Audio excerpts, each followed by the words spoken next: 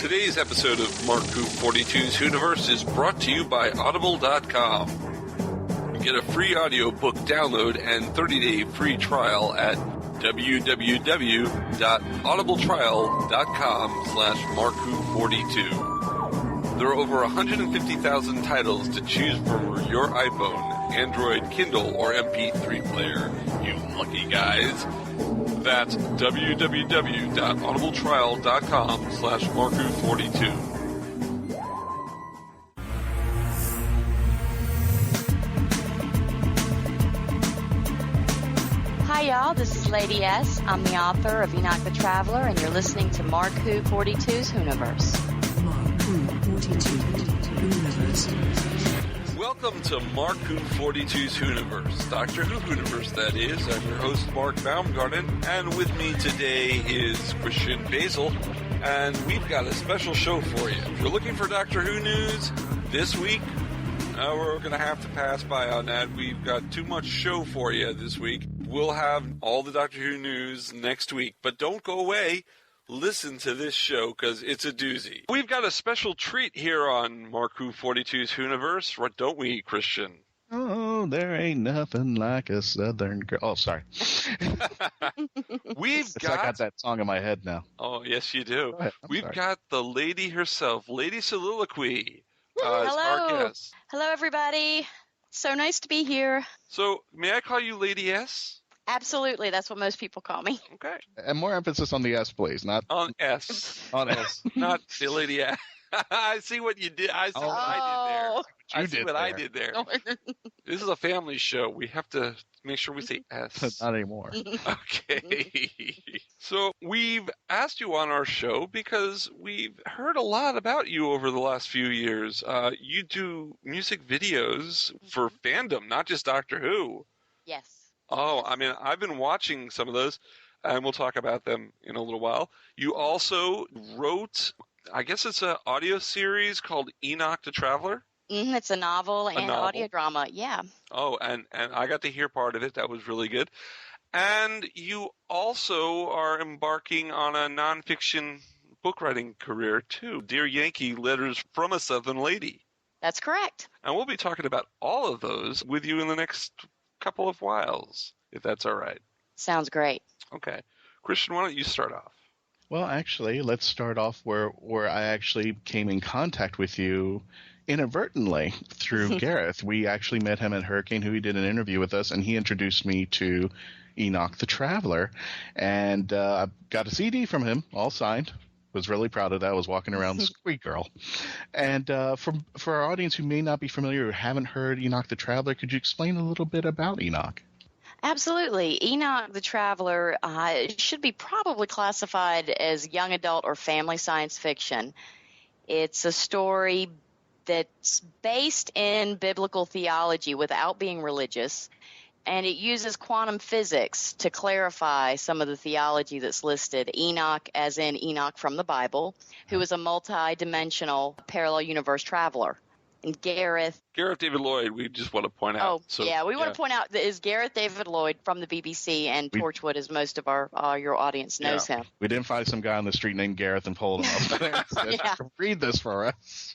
Yeah, we got together to work on it after I wrote the novel, and I had met him previously through the convention circuit, being out there and encouraging fans to get creative and do things like videos and art and fan fiction. So I had known him for a while, and he read Enoch and really wanted to be involved with it.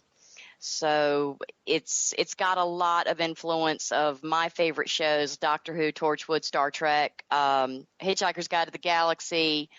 There's a lot of Easter eggs in the story. It's really written for fans of science fiction. If you're a fan of science fiction, you're going to find all the things that you love about science fiction in the story. And what I love about the storyline is that I got a little bit of a learning process about the Bible, which I wasn't expecting to, but I loved how it intertwined in the story of how everything and how Enoch worked out and how everything came into play. And I, to this moment, cannot pronounce the device that Enoch carries around and travels everywhere. The tempore cogitatus. Yes, Tempura cacitatus. yes, the tempore and sushi cataranus. You know what? I hear the word Never TARDIS at the end of that. TARDIS. It's very faint in there, but it's there. I do apologize. I used a lot of Latin in Enoch. But you want to hear something that's very funny.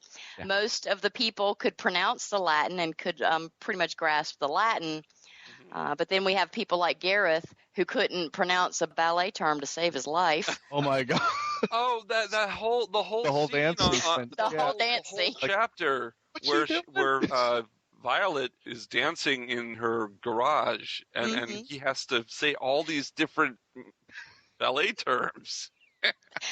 It's funny because I actually recorded the pronunciation of all the alien names, the planet names, and the Latin, and sent him that in anticipation, completely overlooking the fact that he might not know ballet.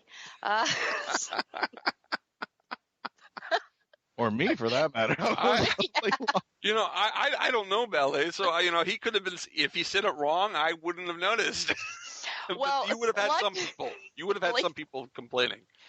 Exactly, and he's such a professional. He went and looked it up and found the pronunciations for them. But I got chided for it later. It was not even something I considered. I was thinking alien names and the really hard stuff. I didn't even think about. Well, you might need to know how to pronounce the ballet terms. Now, there's a prequel to this novel, Enoch the Traveler, called The Immortal Game. Yeah, it's sort of a prequel. It's not really science fiction. It's set in the same universe. Immortal Game was really my first big novel. It's dark fiction, but it deals more with characters that you do meet in Enoch, like Joshua and the Angelic Council and that side of things, but on a much more darker level. I pull a lot from Immortal Game and Enoch, and even further in the next book that's coming out this year, you'll see the tie-in more with the prequel and the setup. But yes, it is in the same universe, so we do call it a prequel. And it's a lovely story, and I've noticed that online you can actually download it for free now, the audio story. Yes, the audio is of the MP3 version of the audio, free download. Just go to the enochthetraveler.com website. And click, and it'll download right to your computer, so everybody can enjoy it. And it's really the best way to experience the story of Enoch. It really is. I'm very proud of it. Enochthetraveler.com. Yes. For those out there who don't know how to spell, that's ENOCH, thetraveler.com. Yes. Because some people may not know the Bible. I don't know the Bible. I to be honest, I didn't know who Enoch was. But this story was, and just have the Google on standby when Gareth starts narrating the dance routine. Yeah, really. Pause the audio and go, okay, what is that? Well, we found it really interesting. A lot of my readers compared Enoch and the way that I present the theology in Enoch to Percy Jackson, with the same way that Percy Jackson presents the Greek myths. It's not pushed on as a religion so much as a source material for the creation of the world. So, Lady S, first of all, I want to know if I can be part. Can I go and be part of the mixer in the concilium right now at the end there? Oh, with the mixer. Yes. That was a fun. Everybody listening, the audience, if you go to listen to the audio drama, listen through the end credits in true Marvel fashion, I guess you'd say now. There is an after credit scene that brings in some familiar people from a fan project that was done by a lot of the same voice actors called Tempus Temporis, like the announcer who became very popular on that series. So there's a whole funny bit at the end with the audio drama. Speaking of which, I heard there's Enoch 2. Can you tell us a little bit about that?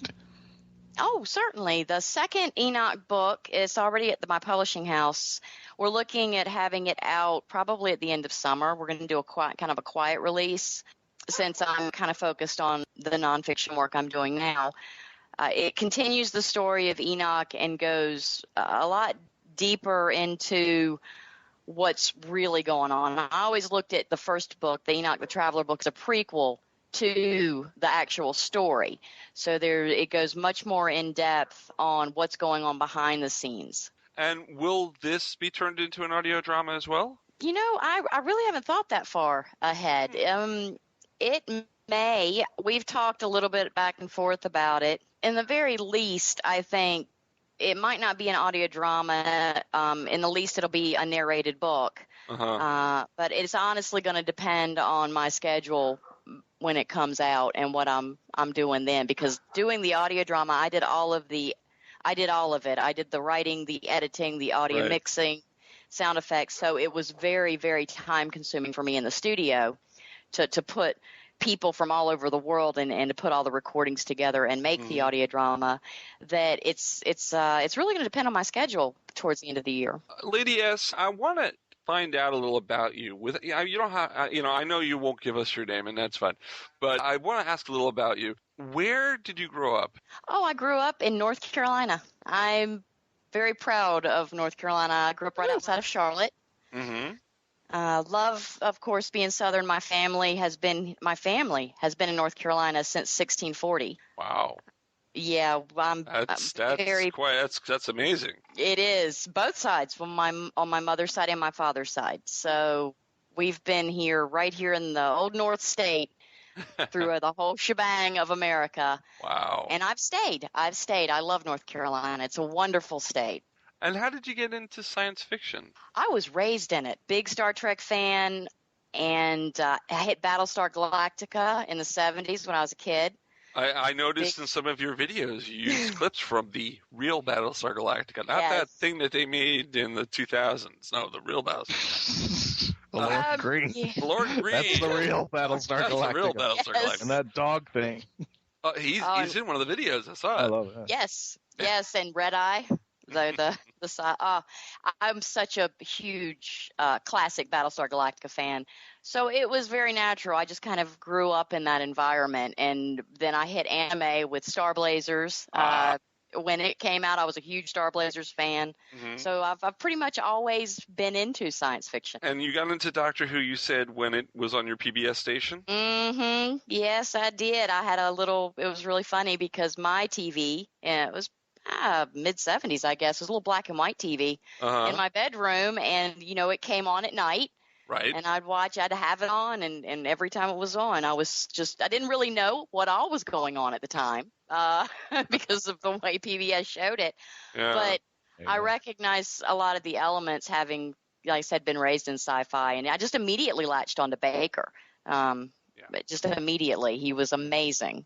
We love Tom Baker here at the Universe. One of the things I loved about Enoch the Traveler was the combination of something that I personally, in my travels going around to sci-fi conventions and hearing stories and such, this Southern style, this Southern etiquette mixed into the sci-fi and for some cases religious world, something I would never have, seen pass crossed. And I just thought this was something unique for me, and I thought this was actually awesome to mix that Southern style and bring it into a sci-fi world. I thought it worked really well. That's a little bit of me bleeding into my work. Like I said, I'm very proud to be Southern, and I'm very proud of my heritage and my culture. So I always wanted to, in a way, fight against that stereotype by making my leads, Violet, a strong Southern, common sense bound woman and everything that she brings along with that. Now, how much of you is in Violet? Not as much as you'd think. Definitely the creative side. I think her leaning towards the art side of things, and probably some of the common sense. Her sister Heather, which you find out a lot more about in book 2. A lot of my readers be very happy to hear Heather's got a pretty big part in book 2. Oh, good. There's probably a lot more of me in Heather than there is in Violet. Okay. One of the things I don't, and it's not really a criticism, it was just an observation. At first, when I heard Violet wanted to stay with Enoch, I had a bit of a hard time. It's just like she just got the crap kicked out of her near death. And you go, oh, okay. So I've always wanted to know what Heather said to her. It's like, so will that be revealed in? Yes. The second good. Good. All secrets will be revealed okay. with Heather and Violet, and why Violet wasn't so shocked about Enoch, and the reason she reacts the way she does, even though she's taken foreign planets and aliens, and there's you find out that tie and what Heather said and why Heather is such a big influence on Violet in the second book, early on in the second book, actually. Find out about what exactly she talked to Violet about. I want to talk to you a little about your music videos that you've done, because to be honest, I've released a few music videos. I did a music video to one of Chameleon Circuit's songs. I did a You're the One That I Want video from Greece. I did a Doctor Who one. And I'm going to bring something up that you did. I did a Jim Croce song, Time in a Bottle. Oh, Because I thought, Doctor Who, how could you know? I've looked on YouTube, and no one has done a Time in a Bottle Doctor Who video. So I made one, but you actually made a video for Vincent using Starry, Starry Night. Yes, I did. That was beautiful. I love that. Thank you very much. That was an amazing episode, and I couldn't not put it together. Yeah. I had to put that image with that song, because when I watched the episode, that was the song that it was in my head as I watched it. It was great, and it worked. A lot of your videos work. Now, there's a video that you made that I'd like to know a little more about. Okay. When a Good Man Comes to War, Some Nights. Yes. What band is that you intercut? That band is called Fun. It's lowercase FUN period. The song Some Nights that they did, when I went to go make that video, I really loved that song. And the band's version of the video is the cutouts that you see in my video, but they used like Revolutionary War footage. It was instead, and when I watched their video and I really liked the song, I didn't see Revolutionary War soldiers. I saw Captain Mal and the Doctor and, all of our sci-fi heroes and their battles. And so I went and made the video using the band singing, but in replacing basically the war scenes that they had in it. So where can people go and watch these videos? What's your YouTube? It's Lady Soliloque 2. Lady Soliloque 2. Yeah, that's the YouTube channel name. Or they can just go, I've got a website, ladysoliloquy.com. Right. And that has links to everything that I do. Okay. And just to do a self-plug, if you want to see my videos, my username is MarkFrank42. I'm just saying, I always give myself right on the guest money. Right on the guest time. Taking the guest time. I'm sorry.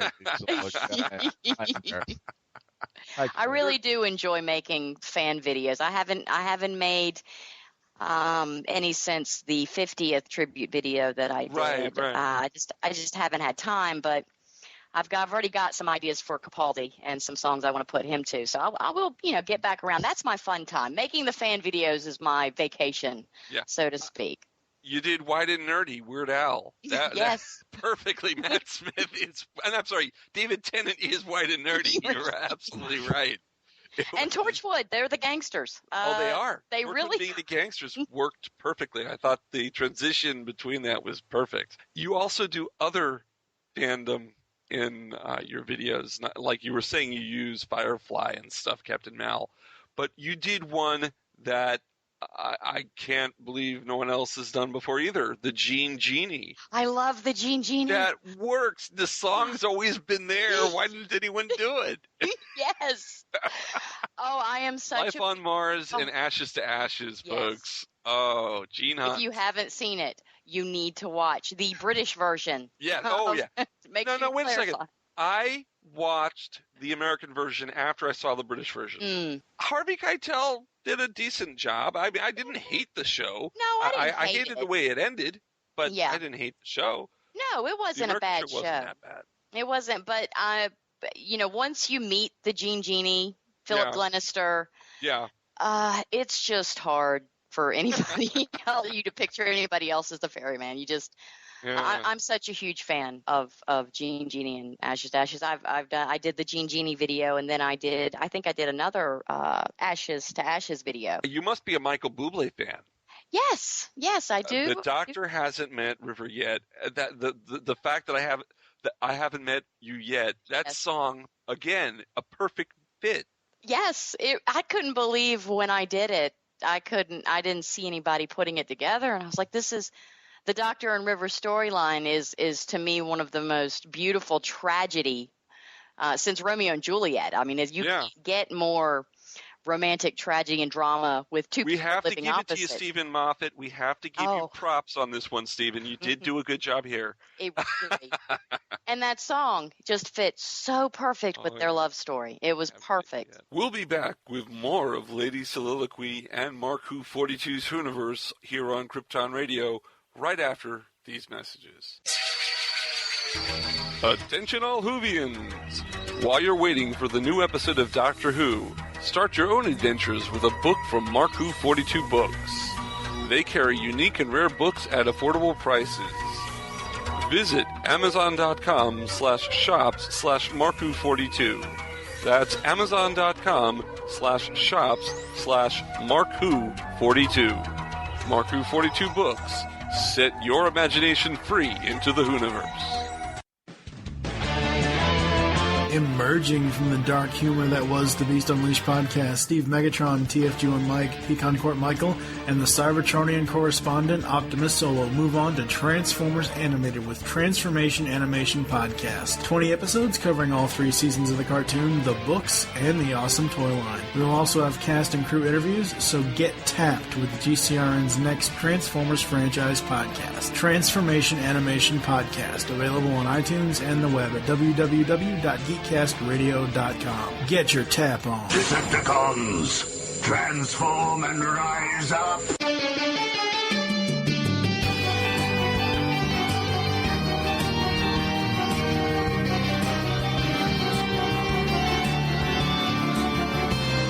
Welcome to Dr. Geek's Moment of Science. Here is the lab director and your human host, Dr. Geek. Hello, everyone. For today's moment of... Dr. Geek, you have an incoming call from Claire of VK Dynamics. Seriously? Every time I record a moment of science?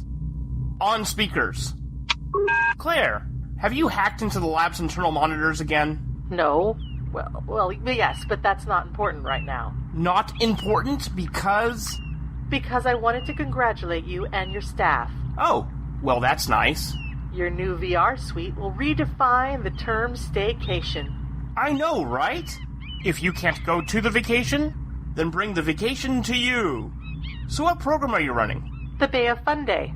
Great choice! The Bay of Funday, which separates New Brunswick from Nova Scotia, has the highest tides in the world. At low tide, you can actually walk on the sea floor, but at some points in the year, the difference in the tides can be as great as 53 feet 6 inches. That's the equivalent of a 3-story building, so time your walks very carefully. I know. I checked the tide chart before running the program. I have plenty of time left to enjoy my lazy Friday afternoon. It's Tuesday. What? It's Tuesday, not Friday. Oh well, what difference does it make? Quite a lot, actually. You see, the tide times for the Bay of Funday move ahead about 52 minutes every day. So today's tides are actually going to be about 3 hours earlier than Friday's tides. How much time did you say you had? Geek. Oh, Deus, emergency override.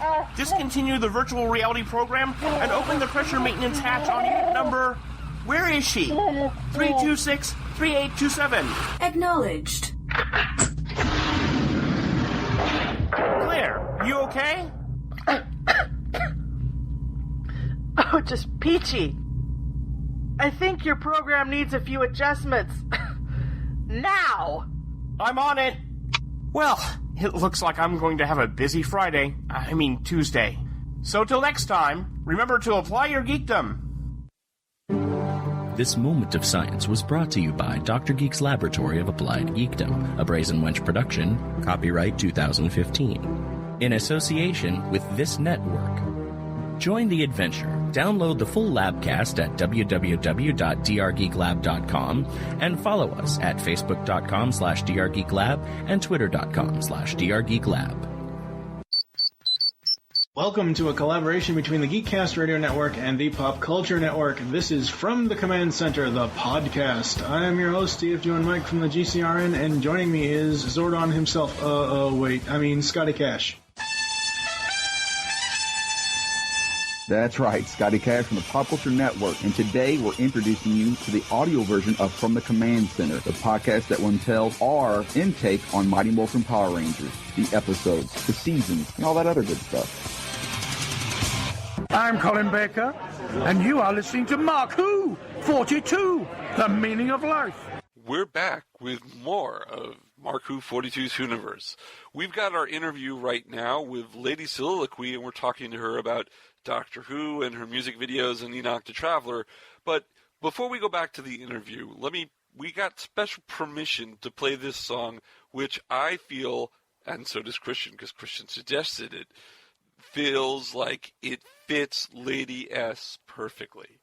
It was done by Bubba Burt Whoop-Ass Wilson from the Monsters of the Midday. He's a disc jockey and musician in the Orlando area. So let's play the song. I've been around this great big world, and nothing like a good old Southern girl. Florida to Georgia, Alabama, across the Carolinas, down New Orleans, Louisiana. She got that smile, she got that look. Teach the thing, boy, you won't learn in no book. I can lay around and just go broke, just sit and watch her smoke. Lord knows there ain't nothing like a Southern girl. Oh, Lord knows there ain't nothing like a Southern girl. Ain't nothing like a Southern girl. Ain't nothing like a Southern girl. She likes to fish, she likes to camp. Back a 30-foot trailer straight down the ramp. I give you sweet love and give you attitude. That's alright, mama, any way you wanna do. Likes caviar, likes limousines, like cowboy hats and wore out old blue jeans. You know, with her it's all good. She's New York City, she's Dollywood. 'Cause Lord knows there ain't nothing like a Southern girl. No. Oh, Lord knows there ain't nothing like a Southern girl. Ain't nothing like a Southern girl. You know heaven ain't too hard to find. No, it ain't too hard to just find. Cross that Mason-Dixon line. Yeah.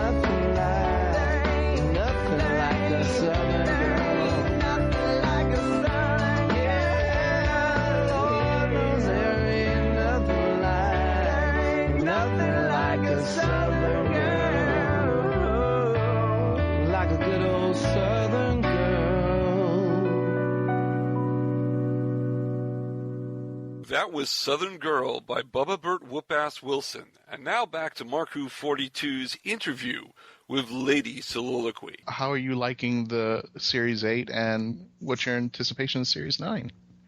I'm looking forward to Series 9 in hopes that I am able to get more involved with it. I love Capaldi. I've always enjoyed his acting. And I don't know exactly why I haven't been pulled in with him as opposed to other doctors that I'm really fond of. It just, I don't know. He has to grow on you. He does. He's very, I think the fact that we've got the physical connection that he keeps giving us to the old doctors, the cigarette case full of jelly babies, Right. These physical connotations, but I haven't seen an emotional connection to him being all of them yet. That emotion that says, that reminds me of 5, or that reminds me of 8. I haven't seen that out of him yet. He's been very reserved, and after Matt Smith, I can understand why, because Matt Smith was a very emotional doctor. Yeah. It just makes him harder to reel you in, I think, and I'm hoping that he opens up a little bit in the next season. On the Christmas special, did you think he softened a little? He did. Yeah. He did soften a lot, and Clara stood out a little bit more for me too. I know. I didn't have to take my anti-Clarin.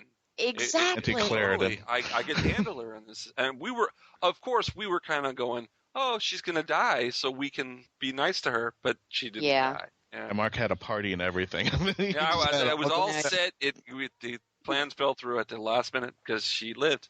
Hit the It was road sad. and don't you come back no more. Pretty much his theme song. Props out to Frost for his Santa. That was I was so Santa was happy. great.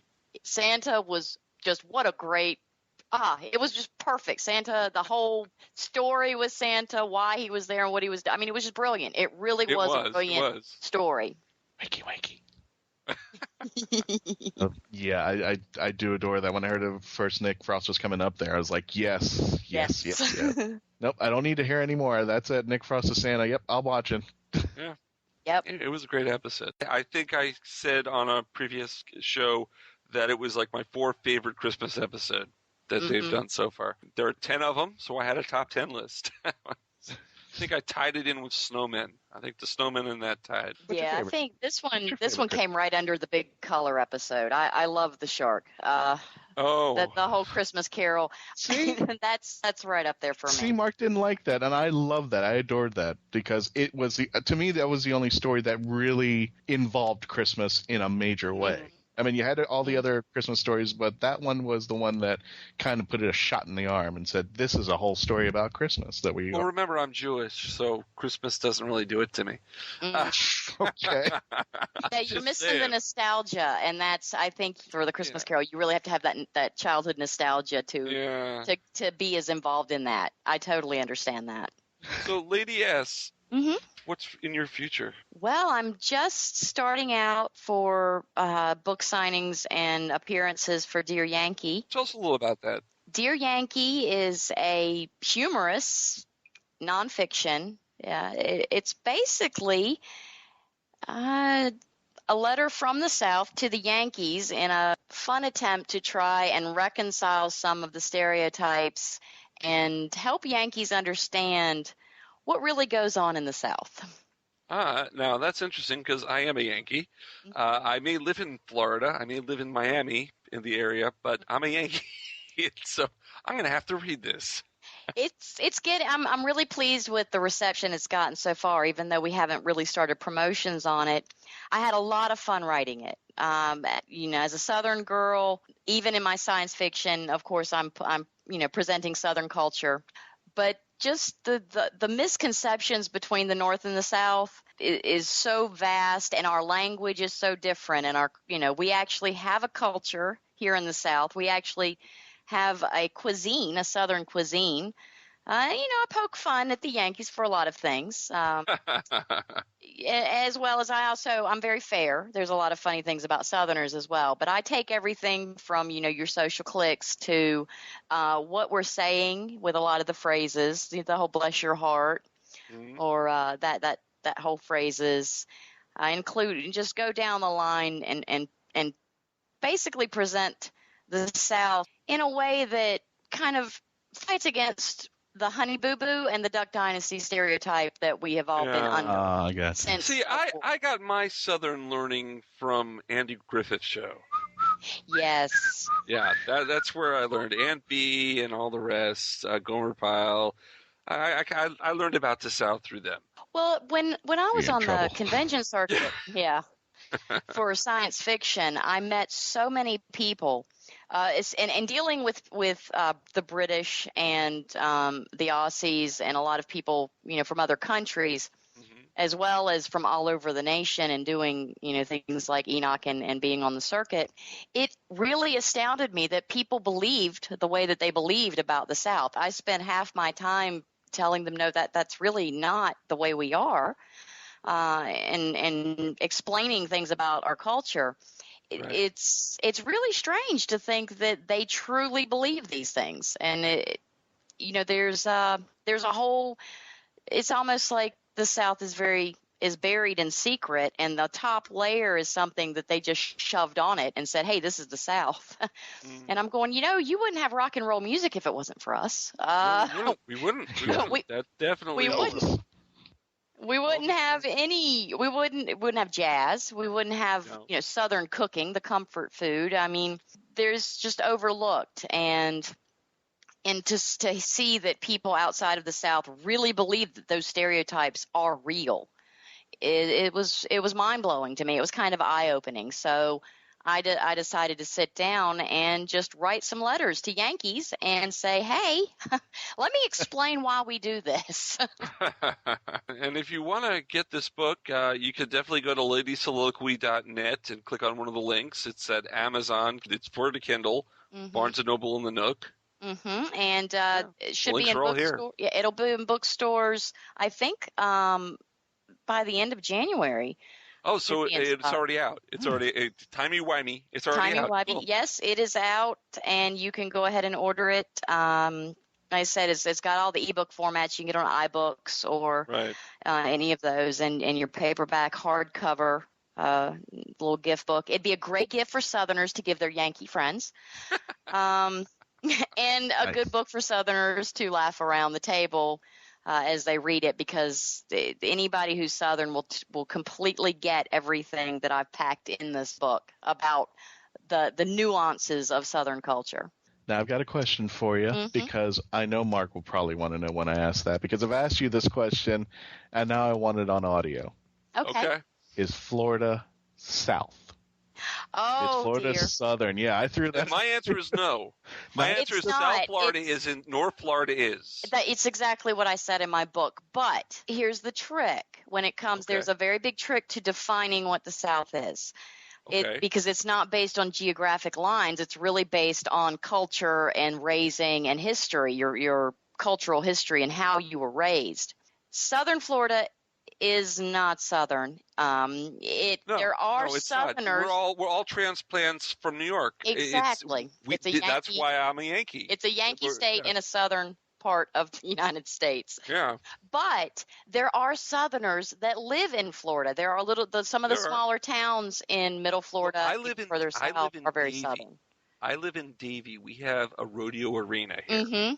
Davie is very Southern, and I sometimes I'm a fish out of water in my neighborhood. Yep. Once you get to Central, it's a little towns. Because Northern Florida that backs up to the Florida-Georgia line, that is definitely Southern. But the further south you go, you'll see little independent encampments of towns that have retained their Southern heritage. But on the same lines, most Southerners don't consider Texas Southern either. They consider Texas, because we respect Texas so much. They are their own country. They are our I'm not sure that's respect. I think that's I'm not even going to go there. Yeah. They are the Lone Star States. They are the Lone Star State, and they're just lonely. And I don't want to alienate anybody in Texas listening to our show. But Well, Texans, I know quite a few Texans. I love Texas. I would not mind even living in Texas. But really, it's the culture. The culture of Texas is very country, and it's very Texan. But it's not the same type of culture that you have in Alabama, in Louisiana, in North and South Carolina, Virginia. It's a different kind of culture. Same vein, but very independent, Texas. Texas is very independent. Yeah, so here's Central Florida, because you have Disney World in one corner, make a left turn for about half an hour, and then you have Bithlo and Christmas. And, of course, a state that's got the city of Yeehaw Junction in it. Yeehaw Junction. It's got to give some qualifier to it. What was this? We were doing a convention in Tampa, Christian and I. And where did we stay? We stayed in this town.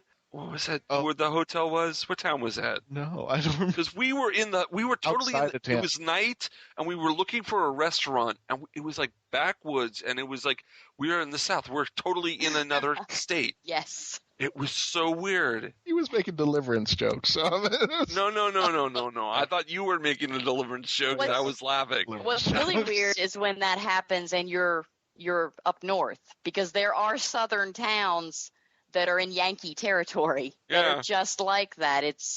There's little, like I said, little encampments that have surrounded themselves and stayed southern, or Southerners transplanted there and took their way of life with them. So it's strange. It is very strange when you encounter that. But there are tried and true Southerners in Florida. That is a definite. They hold down the fort. Yes, they do. If people want to find out more about you or get in touch with you, I know you've got the LadySoliloque.net site, but you also have a Facebook presence. Isn't that right? Oh, yes. I'm on Facebook probably far more than I should be. You and me both. Yeah.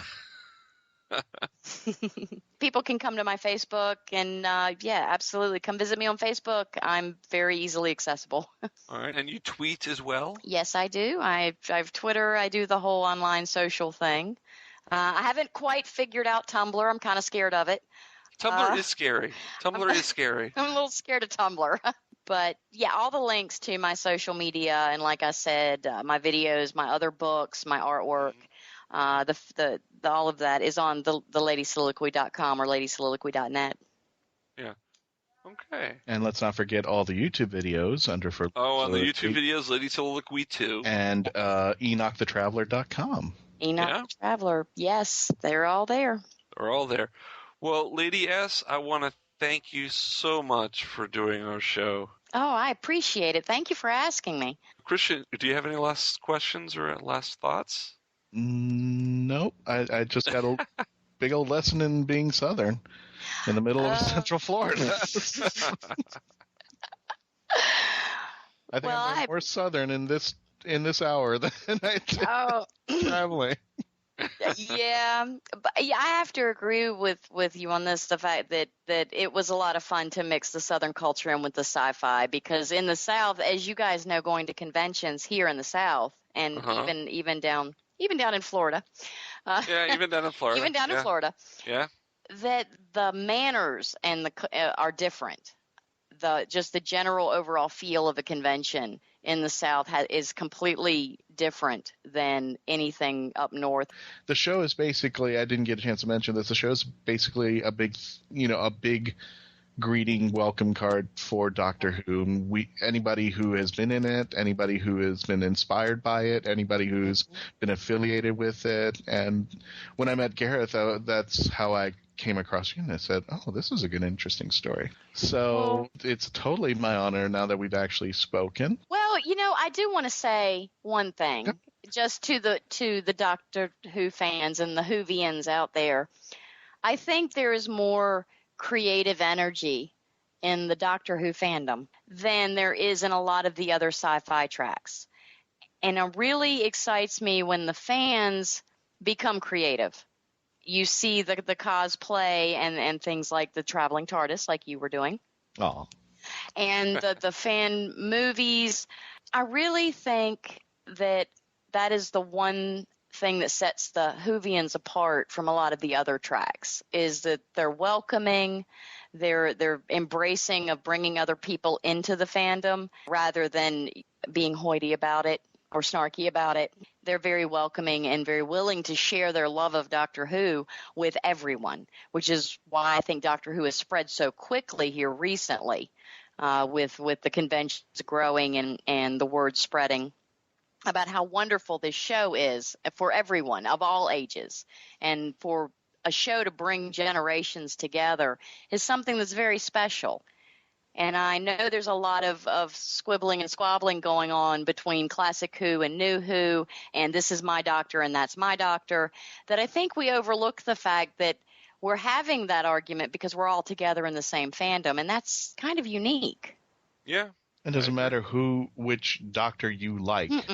It doesn't. You are part of the family. Yeah, you may not like the cousin in the corner, but you'll like the other cousin over there. But you're still part of this big, huge family. That's right, and that's something I think that sets Whovians apart. And I hope that quality stays. I mean, with a show as long running as Doctor Who being the longest running science fiction show. Yes, it is. And it's so many younger generations. My children are, of course, Whovians and hooked. As I've completely, infected my entire neighborhood with Doctor Who now, since I've moved in here years ago, that it's really easy to share. And I think I'm hoping that some of the, the quarreling that goes on, our family feuds between the older generation and the younger generation, I hope that they remember that if you didn't care, you wouldn't argue. Good point. Yeah, that's a good point. It's a very good point. So, Lady Soliloquy, once again, it is my honor and Christian's honor, and we thank you for coming on our show. Oh, thank you so much. Thank you for inviting me, and everybody keep loving Doctor Who and look forward to the next season because it can only get better. Always does. Always does. Well, that's our show today. We hope you've enjoyed Mark Who 42's Universe here on Krypton Radio. Just to remind you folks, Christian, Patrick Hawkins, and Samantha Rose Barone will be attending MegaCon on April 10th through 12th in Orlando at the Orange County Convention Center. It's going to be a great convention. We've got a panel in room 206A on Sunday from 1:25 to 2:15 p.m. It's going to be interactive. You're going to have a great time. But we're not the only ones who are going to be there. It's going to be a fantastic convention with tons of great guests. We've got Stan Lee. We've got from Firefly, Adam Baldwin, Alan Tudyk, and Summer Glau. We've got Carrie Ills from The Princess Bride. We've got David Ramsey from Arrow. Jimmy Hart, wrestling favorite. Oh, and speaking of wrestling favorites, Hulk Hogan will be there. Plus, and this is the most important part, there will be Doctor Who guests. Alex Kingston, who played River Song. Arthur Darvill, who played her, I guess it would be her father, Rory. And then I guess the mother would be there too, Karen Gillan, who played Amy Pond. So please come to MegaCon in Orlando the weekend of April 10th through 12th at the Orange County Convention Center. For more information, go to megaconvention.com. That's all we've got time for. Don't forget to go to markwho42.net and join the Whoniverse Army. Tweet us at markwho42. Go to our Facebook page, Mark Who 42's Whoniverse. Oh, and if you want to listen to our old shows, you can go to markwho42.net. You can go to iTunes. You can go to florida-geek-scene.com. You can go to geekcast-radio.com. You can go to a lot of places. Just Google search Mark Who 42, and you'll find us no matter where you're looking. Yeah, you can Bing us too. I think we'll show up on Bing. Well, I'd like to thank once again Lady Soliloquy for coming on our show, and a special thank you to Bubba Burt Whoop-Ass Wilson for letting us use his song Southern Girl. Until next time, so long.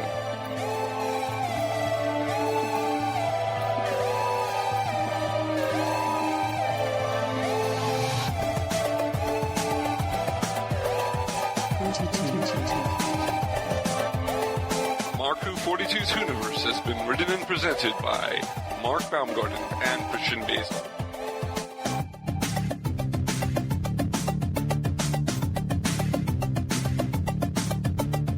This show was edited, produced, and directed by Mark Baumgarten. please visit markku42.net and register to join and be a part of the Hooniverse Army.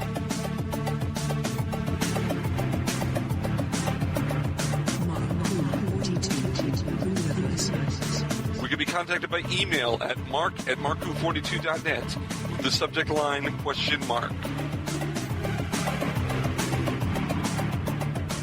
If you have worked on Doctor Who or are working on a project relating to Doctor Who and want to be on our radio show, please email our media relations director, christian-basel, at markku42media@yahoo.com. Doctor Who and its properties are owned by the BBC, the British Broadcasting Corporation.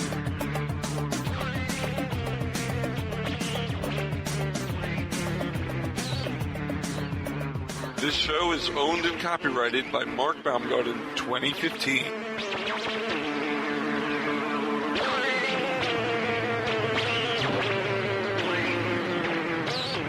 You're listening to Krypton Radio.